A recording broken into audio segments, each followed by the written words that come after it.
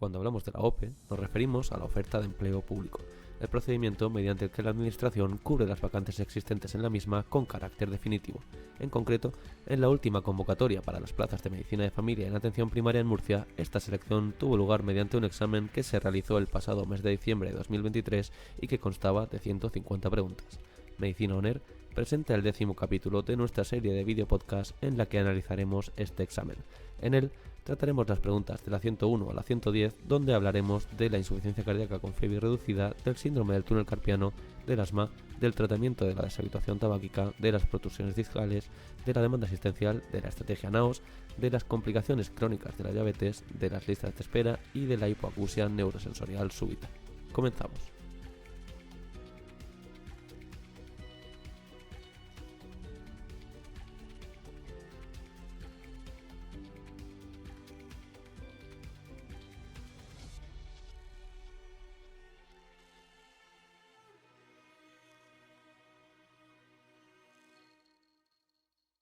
Hola a todos y bienvenidos a nuestro 11º capítulo del análisis de la OPE de Murcia de 2023. En este caso vamos a analizar, como ya os adelantaba en la introducción, las preguntas desde la 101 a la 110. Y sin más dilación empezamos porque tenemos un capítulo bastante intenso y que puede ser muy interesante para aprender de muchas cosas. Como veis en las diapositivas, empezamos por la pregunta 101 que nos dice: una de las siguientes afirmaciones no se corresponde con la insuficiencia cardíaca con fracción de eyección reducida, y nos da a elegir entre la fracción de eyección del ventrículo izquierdo es inferior al 40%, B, la etiología más frecuente es la hipertensión arterial, C, es frecuente encontrar dilatación del ventrículo izquierdo, y D, también se denomina insuficiencia cardíaca sistólica. Vale, aquí marcan como falsa o como que no se corresponde con la insuficiencia cardíaca con fracción de eyección reducida que la fracción de eyección del ventrículo izquierdo sea inferior al 40%, y eso pues lo podríamos discutir.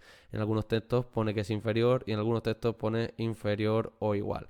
Por ejemplo, si evaluamos, por ejemplo, esta tabla, vemos que para diagnosticar la insuficiencia cardíaca en sus diferentes estadios, vemos que siempre tiene que haber síntomas y signos, a no ser que el paciente esté con tratamiento diurético o que esté en las primeras fases, sobre todo en la fracción de eyección conservada, y luego puede haber alteraciones en las fracciones de eyección. Aquí pone fracción de eyección reducida, tal cual, menor al 40%, moderada de 40 a 49, y la FEBI mayor o igual que 50 sería la de la insuficiencia cardíaca conservada, con la fracción de eyección conservada. De 40 a 49 moderadamente reducida y menor de 40 reducida. La moderada y la conservada, aparte de los criterios de fracción de eyección, del porcentaje de fracción de eyección, tienen otros criterios para diagnosticarse, que es que los péptidos natriuréticos deben estar elevados y que debe haber al menos un criterio adicional: una enfermedad estructural cardíaca relevante, como por ejemplo hipertrofia del ventrículo izquierdo o dilatación de la aurícula izquierda, y también que pueda haber una disfunción diastólica, ¿vale? Una disfunción diastólica. Entonces, esos criterios se suman a los síntomas y signos y a la reducción o no de la FEBI. Los péptidos natriuréticos elevados, como curiosidad, puede tener el BNP mayor de 35 o el NT-proBNP mayor de 125. Aquí la A sería totalmente correcta. Sin embargo, a lo mejor si nos metemos en UpToDate, que es un nivel de evidencia muy, muy fuerte, vemos que el fallo cardíaco con fracción de eyección reducida lo definen como una fracción de eyección del ventrículo izquierdo menor o igual al 40%. Entonces, bueno, ahí con eso, como pone menor, inferior al 40%, podríamos darla porque es falsa. Pero bueno, esta pregunta nos sirve para hablar de otra cosa, que es la opción B. Nos dice y nos da como correcta que la etiología más frecuente es la hipertensión arterial, y eso no es correcto. La causa más común de disfunción sistólica, que por cierto la D es correcta porque la insuficiencia cardíaca con fracción de eyección reducida también se denomina insuficiencia cardíaca sistólica, la causa más común ahora mismo es la hipertensión arterial.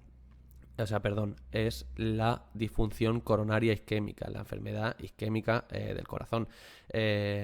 Porque el tratamiento de la hipertensión se ha visto cada vez en los últimos años mejorado y por tanto ahora mismo ha perdido relevancia como etiología de este fallo cardíaco, de esta insuficiencia cardíaca.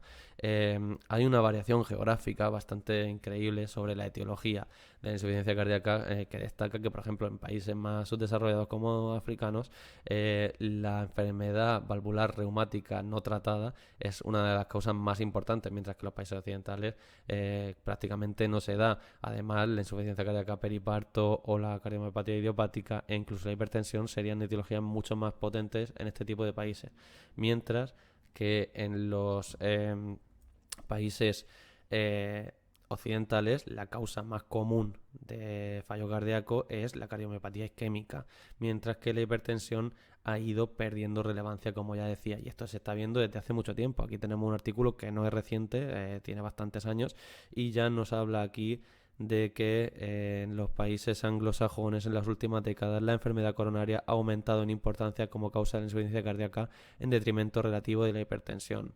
O sea que sabemos que la insuficiencia cardíaca debido al infarto agudo de miocardio se acompaña de disfunción ventricular sistólica con más frecuencia que la debida a la hipertensión arterial. O sea que sería una de las causas más importantes más que la hipertensión. En cuanto a la dilatación del ventrículo izquierdo, que era otra de las opciones que daba, sabemos que se da con frecuencia, o sea que podríamos darla como verdadera.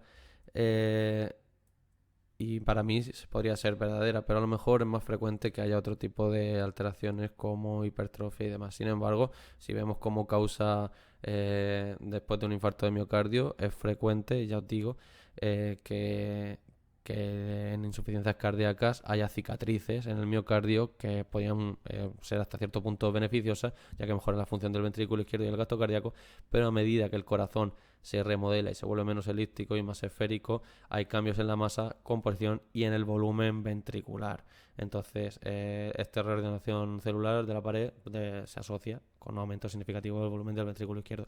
Entonces, puede haber dilatación. Para mí, esa también podría ser verdadera. Entonces, notan que la fracción de eyección del ventrículo izquierdo es inferior al 40% como falsa, y notan como verdadera que la etiología más frecuente es la hipertensión arterial, cuando para mí sería falsa. Sí que es verdadera que es frecuente encontrar dilatación del ventrículo izquierdo, y sí que es verdadera que también se denomina insuficiencia cardíaca sistólica. Así que para mí la opción verdadera sería la B. La pregunta 102 es bastante más fácil y nos dice: respecto al síndrome del túnel carpiano, A. Afecta al nervio cubital, B. Afecta al nervio mediano, C. Afecta solo a los dedos primero y segundo, y D. Afecta solo a los dedos cuarto y quinto.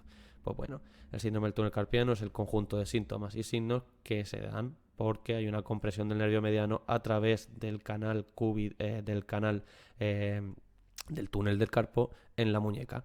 Y normalmente los pacientes experimentan dolor, parestesia y, de una manera menos común, debilidad muscular en las zonas inervadas por el nervio mediano a nivel motor. ¿Cuál es la inervación de la mano que afecta al nervio mediano? Pues a nivel palmar, toda la parte radial de la palma y toda la parte radial de los dedos, primero, segundo, tercero y mitad del cuarto. O sea que las opciones que nos hacían referencia a la inervación de los dedos son falsas. En cuanto al dorso, solo afecta a los dedos, no a la parte del dorso de la mano, y afectaría a una parte del primero, al segundo y al tercero, y a la parte radial del cuarto, como podéis ver en la foto los que estéis viendo el vídeo. La pregunta 103 nos habla del asma. Dice: respecto al asma, ¿cuál de las siguientes afirmaciones es la correcta? A. El asma es una enfermedad crónica no reversible en la que la vía aérea se estrecha fácilmente por la lesión directa de diferentes estímulos a la mucosa bronquial. Ya os digo que esta es falsa. B. Más de la mitad de los pacientes con asma no están diagnosticados.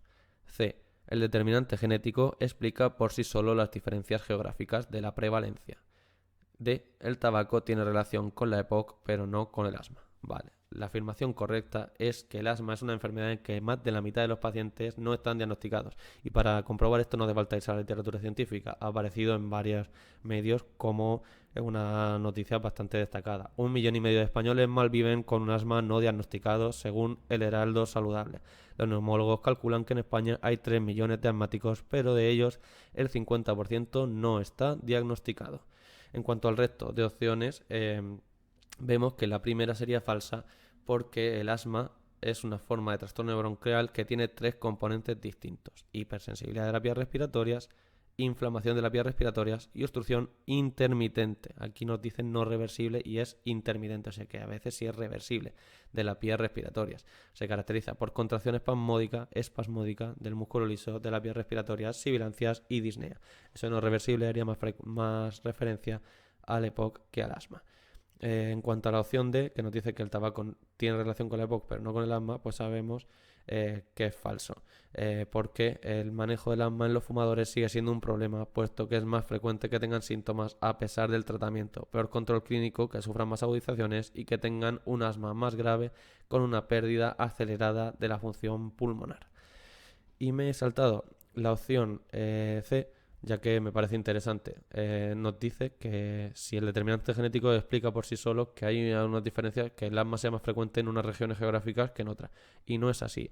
Hay una contribución genética y además eso ahora con los movimientos migratorios puede afectar verdaderamente a la prevalencia, pero no explica por sí solo por qué hay más asmáticos en unas zonas, por ejemplo en España, que en otras. Y sí podría ser más importante en esto y más determinante el clima, ya que puede influir sobre la distribución geográfica de algunos alérgenos perennes y estacionales, es decir, que como hace más frío o más calor, hay algunos alérgenos que se den más en unas zonas que en otras, o que también module el impacto a largo plazo de las infecciones agudas de origen viral prevalentes en la infancia sobre el tracto respiratorio en la etapa de crecimiento. Es decir, que module, que el clima module el impacto de las infecciones agudas de origen viral porque son más prevalentes en la infancia sobre el tracto respiratorio en la etapa de crecimiento. Es decir, que podría tener también un papel en ese sentido en cuanto a que unas infecciones virales tengan más impacto que otras. La pregunta 104 nos habla de tratamientos de la deshabituación tabáquica farmacológica. Y dice, en el caso de que el paciente estuviera diagnosticado de una insuficiencia renal de larga evolución, ¿qué fármaco no es recomendable emplear? Vareniciclina en dosis de 2 miligramos al día, parches de nicotina en dosis de 15 miligramos al día, bupropión en dosis de 150 miligramos al día o caramelos de nicotina de 2 miligramos al día. Pues la que no es recomendable emplear es la vareniciclina en dosis de 2 miligramos al día, en concreto en esta dosis, porque la vareniciclina no interfiere con la insuficiencia hepática, pero en la insuficiencia renal, a medida que aumenta la afectación renal, aumenta la exposición a vareniciclina, reduciéndose en estos casos la dosis a 1 miligramo una vez al día. Además, no se recomienda el tratamiento en pacientes con enfermedad renal en estadio terminal. Sabemos que el 92% de la vareniciclina es excretado por vía renal sin sufrir metabolismo, por lo que en insuficiencias renales puede aumentar mucho su concentración y necesitaríamos o una dosis más baja o incluso podríamos contraindicar el fármaco. En cuanto al bupropión, sabemos que deberá administrarse con precaución en pacientes con insuficiencia renal, pero que la dosis recomendada en estos pacientes es 150 miligramos una vez al día, o sea que la C podría seguir dándose en pacientes con insuficiencia renal.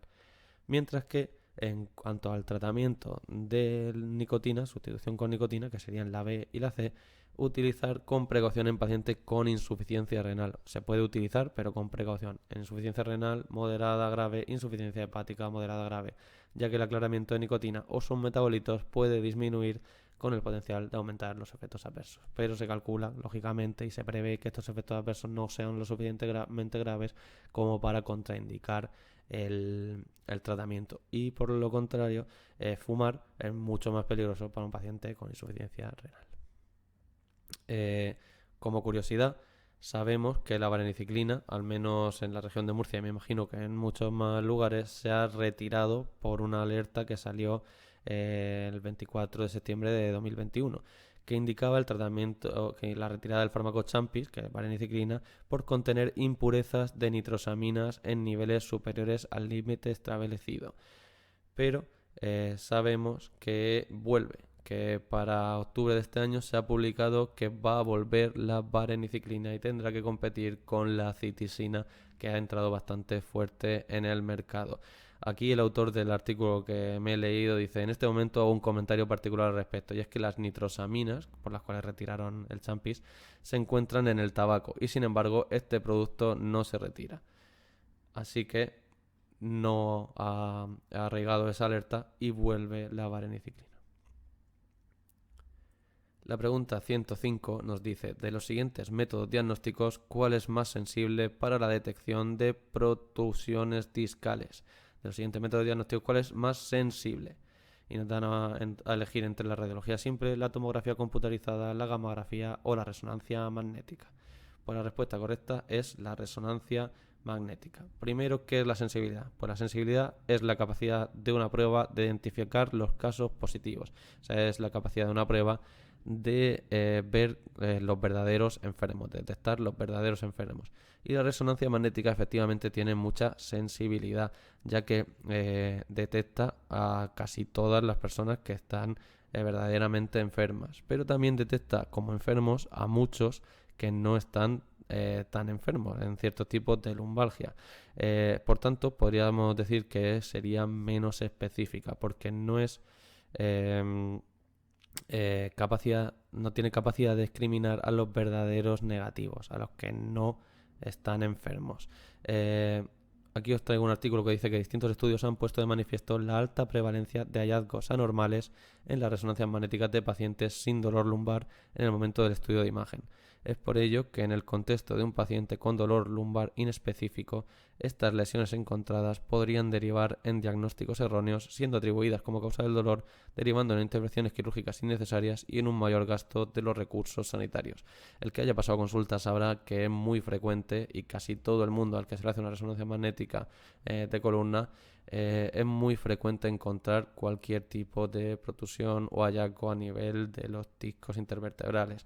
Y sin embargo, a veces incluso los pacientes llegan a operarse y no resuelven la clínica y podemos dar lugar al típico síndrome de espalda fallida, que es mucho más peligroso que probablemente una protusión discal simple sin signos de alarma. Por lo tanto, tenemos que ser muy cuidadosos con la resonancia magnética. 106, la pregunta 106 nos dice ¿cuál de los siguientes factores influyen en la demanda asistencial de un equipo de atención primaria? ¿Cuál de estos factores influye en la demanda? El número de personas asignadas, la estructura etaria de edad de la población asignada, la morbilidad o todas las anteriores son correctas. Pues la pregunta está clara, todas las anteriores son correctas. En la demanda, ¿qué interviene? La morbilidad crónica, es decir, C correcta, la edad, aparte del sexo, la etnia, amas de casa, pensionistas, desempleo, nivel educativo, nivel socioeconómico, tamaño familiar, disfunción familiar, déficit de apoyo social, problemas de salud mental, ganancias secundarias, cultura, y el tamaño y estructura del cupo. Tenemos que saber que la demanda está influida por tres factores fundamentales: del paciente, del profesional y de la organización.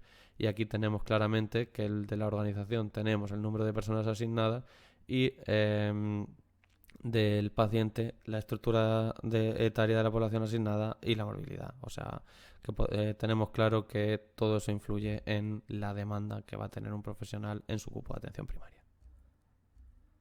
La pregunta 107 nos habla de la estrategia NAOS.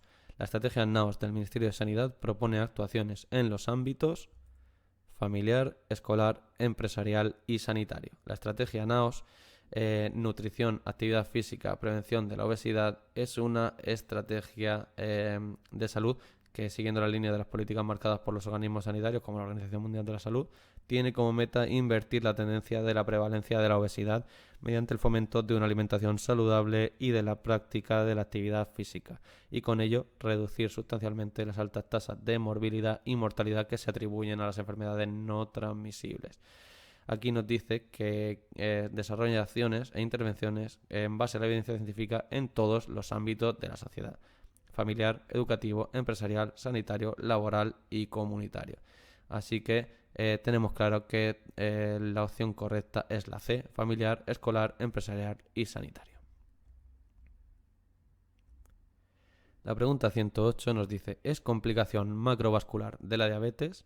A, la retinopatía diabética; B, la nefropatía diabética; C, neuropatía diabética; y D, arteriopatía periférica. Pues mirad, esto me parece muy interesante. Las complicaciones macrovasculares incluyen a la arteriopatía periférica. Y las complicaciones microvasculares son precisamente la retinopatía, la nefropatía y la neuropatía. Son esas tres microvasculares que se deben a la microcirculación, son la retinopatía, nefropatía y neuropatía.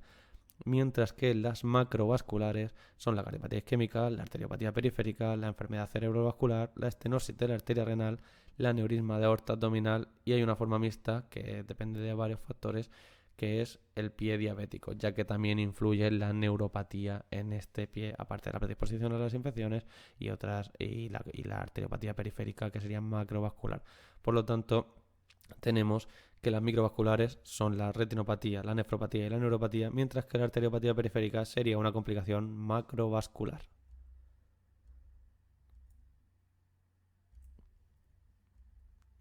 La pregunta 109 nos dice, según el artículo 5 del decreto 25/2006 del 31 de marzo por el que se desarrolla la normativa básica estatal en materia de información sobre listas de espera y se establecen las medidas necesarias para garantizar un tiempo máximo de acceso a las prestaciones del sistema sanitario público de la región de Murcia, el plazo máximo para el acceso a las primeras consultas externas es de ¿cuánto tiempo hay desde como máximo desde que mandamos un paciente de nuestra consulta a un especialista de segundo nivel para que lo vea? ¿Cuánto es el tiempo máximo? ¿20 días, 30 días, 50 días o 80 días? La primera consulta externa se debe dar dentro de los primeros 50 días naturales. Muchas veces me imagino que no se cumple. O sea que esta pregunta es un poco pregunta protesta. Si vemos el artículo, vemos que para las intervenciones quirúrgicas, desde que se pone en lista de espera, tenemos 150 días naturales. Para las primeras consultas externas, como decíamos, 50 días naturales.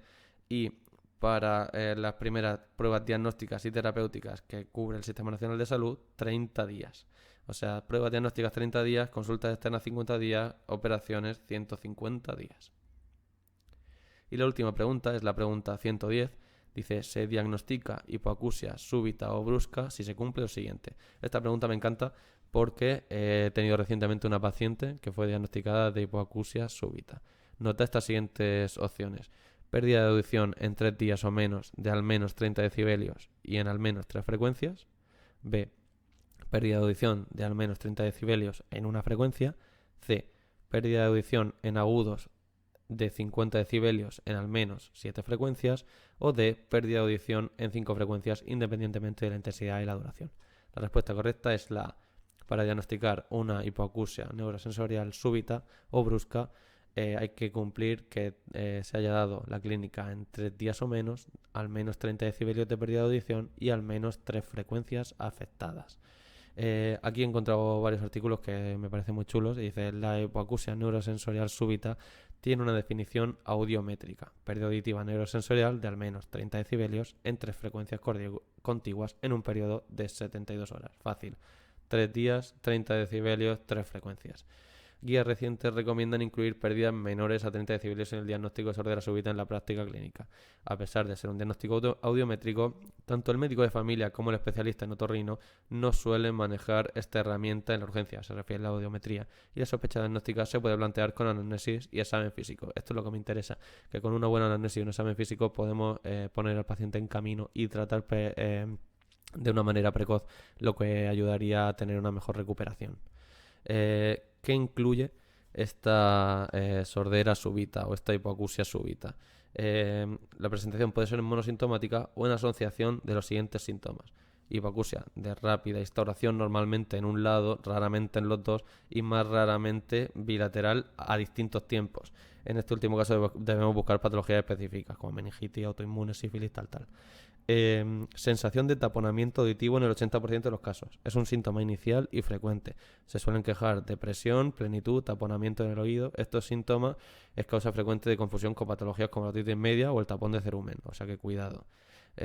Acúfenos. Hasta el 80% de los pacientes aquejan la aparición de ruidos en los oídos. Es importante mencionar que este síntoma, presentado de manera brusca, incluso sin hipoacusia, es motivo de derivación urgente al especialista. Y entre el 28 y el 52% de los casos se asocian con síntomas vestibulares, tales como vértigos e inestabilidad. O sea, hipoacusia rápida, sensación de taponamiento auditivo, acúfenos e incluso síntomas vestibulares como vértigo e inestabilidad. ¿Y cuál es el tratamiento? Pues tenemos aquí un esquema que os dejo que está muy chulo de UpToDate que dice que hay que, por supuesto, pensar en otras causas y empezar con tratamiento con glucocorticoides, idealmente las primeras 2 semanas de los síntomas. Y se pueden dar hasta 8 semanas después de que se produzca el inicio de la enfermedad. La elección depende sobre todo de la cantidad de pérdida de audición y de la capacidad del paciente de tolerar dosis altas de glucocorticoides sistémicos y también de las preferencias del paciente, ya que tenemos dos opciones: la prednisona oral de 60 miligramos una vez al día por 10 días, que eso lo podemos hacer, lo podemos iniciar directamente en urgencias o en primaria, e incluso dexametasona intratimpánica, una inyección en el oído afectado durante 3 semanas, una vez a la semana. En los pacientes que se da una pérdida de audición muy grande, se puede dar las dos cosas. O sea que podríamos, por eso es una causa, es un motivo de derivación urgente a que lo vea el otorrino. En los pacientes que consultan dentro de las primeras 48 horas se pone valaciclovir, porque normalmente es idiopática, pero se puede dar y el desencadenante más frecuente es el herpes. Hay que hacer una audiometría una semana después, que eso ya lo harían en otorrino después del tratamiento, y si hay menos de 10 decibelios de mejoría o hay una persistencia de incluso 20 decibelios o menos, pues valoramos. Se le puede dar, si no se le ha dado una de las terapias, cambiar a la otra o combinar las dos. E incluso podemos pensar que para pacientes que no han mejorado probando las dos terapias, se puede ya dar al paciente por desahuciado, porque normalmente y muchas veces pasa que no recuperan la audición por ese oído. O sea que normalmente no se dan más terapias. Si hay que hacer un seguimiento y hay una audiometría a los 6 meses, si no hay más pérdida, bien, pero además si no se ha mejorado en 6 meses, no se espera que se mejore más, como ya digo. Por lo que, para resumir, tenemos que prednisona oral 60 miligramos durante 10 días o dexametasona intratimpánica una vez a la semana durante 3 semanas. Si no mejora, habría que valorar distintas condiciones, y pensamos que a partir de los 6 meses desde que se presentó el caso, si no ha mejorado, no se espera que mejore más. Y esto ha sido todo. Para mí ha sido un capítulo bastante interesante. Tiene cosillas bastante médicas y cosillas, como siempre, que me pongo a discutir un poco con los redactores y con los que han puesto la OPE, porque me parece que son inconcretas y que algunas preguntas han dado respuestas que son falsas. Y pues os insto a seguir siguiéndonos en Instagram y a que sigáis viendo nuestros vídeos, que todavía quedan 4 capítulos para terminar esta serie, que pretendo terminar antes del fin de año. Un saludo a todos y nos vemos en próximos capítulos, y ya me diréis qué os parece este capítulo. Un abrazo.